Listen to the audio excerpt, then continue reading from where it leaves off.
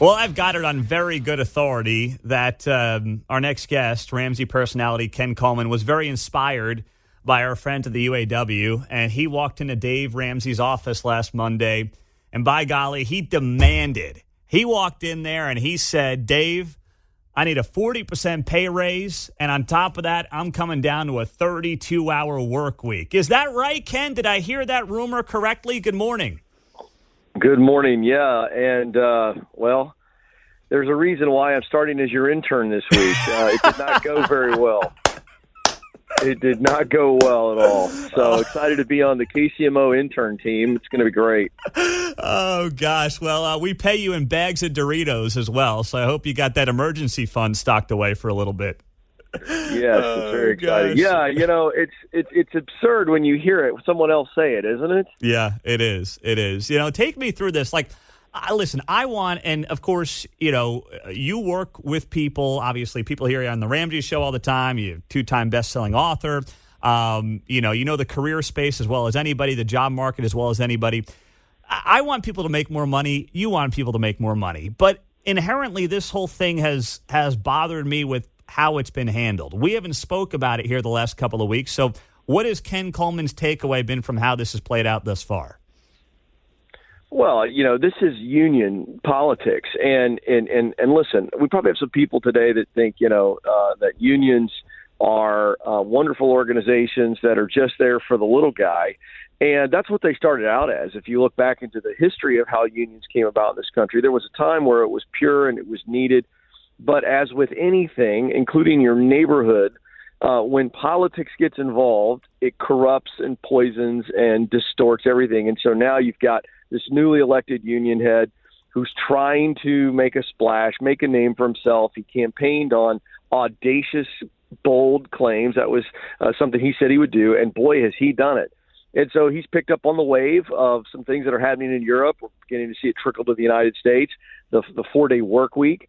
And so he's going, look, we want 5-day pay for 4-day work. And it's not going to go anywhere, but boy, is he going to make good on his audacity. And so I think that's where we are. I think this is also a sign of the times. I think the unions are the last ones to kind of wake up to this corporate entitlement where everybody feels like they deserve a cost of living raise every time inflation bumps. And that is not capitalism. That's not market-based economics. And we, the people, need to start to understand that. And just because inflation is stubborn doesn't mean that it's your boss and your company's responsibility to bump you to keep up with inflation. We do that and we break the economy, and there's no jobs for anybody anywhere. Mm-hmm. I mean, what's the play here when it comes to, the companies at large? Because there is a sector of media that is going to be out there saying, well, the CEO's making $30 million and they're just trying to get the workers, up to 20 some odd dollars an hour, whatever the number ends up being. I mean, how do you win this game if you're, on the side of the business? What's the play to take care of your workers, but also understand we have a business to run and it needs to be profitable? That's right. It's a really good point. And I do think, first of all, I'm a capitalist, and I'm a capitalist to the nth degree, and capitalism requires a huge amount of free will, and companies get to decide what they want to do. They're there for profit. Now, to your point on the outsized CEO pay, well, who says it's outsized? I'm not going to say that, because if you look at what the market bears and you look at ratios to how much a company's making to what they pay their corporate officers, that's a stupid argument. However, I will say this. When you are in times like this economy where inflation is really, really high, and as a company, you do have to pay people a little bit more. Yes, you're trying to protect your profit margins. I get that. But I do think CEOs have to read the room. I think corporate officials, officers across the board need to read the room and go, if we're making a very, very high salary, we can certainly defer or take a cut as a stand of solidarity with the employees of the company who are struggling to make ends meet. Mm-hmm. I think those are good moves, and I think that's just good, solid servant leadership and understanding what's going on. But this mandating and this griping on social media about how, CEOs make a lot of money and it's too much. Well, that's a bunch of garbage. You don't get to say that. Mm-hmm. Ken Coleman is joining us, Ramsey personality. You hear him all the time here on the Ramsey Show as well, 1 o'clock on KCMO. So what are the other trends, Ken, whether it's this story or anything else that you've been witnessing, following, and watching here over these last couple of weeks since we last had a chance to catch up? Yeah, well, let's look at the economy and everybody's pocketbook. It's going to be very interesting. We've got some storms on the horizon, Pete, that I think we've got to be watching. Certainly, inflation continuing to be stubborn. Now we're seeing the price of oil go up. That's going to hit Americans at the pump. That is not an option. They got to have it because no one can afford these electric cars that the Biden administration wants them to buy. So that's another storm. And I think student loan payments, October 1, Pete, is looming. And Halloween comes early this year. I think October 1 is going to be a scary day for a lot of people. And so you look at those three storms kind of brewing out there, we could be in for some real pain. And it's going to be very interesting to see what happens. And then, you always got the Fed out there. I think the Fed's probably going to keep raising rates right now. I don't see them, not raising rates between now and the end of the year. So I'm watching that to see, is there going to be some pain that just comes up quickly, like a big storm across the plains?